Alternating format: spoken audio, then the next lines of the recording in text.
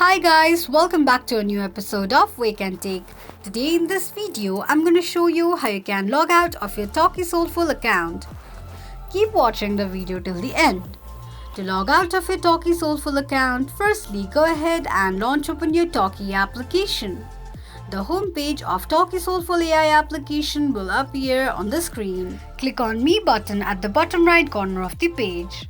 On the next page, click on little gear icon at the top right side of the screen.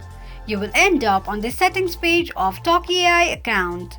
Now all you need to do is tap on Logout. From the pop-up, click on Logout option. This is how you can log out of your Talkie Soulful AI's account quickly and easily just in few steps. If you have any thoughts or queries, let us know in the comments section. Don't forget to subscribe to our channel. Also press the notification bell icon so that YouTube will notify you whenever we post a new video.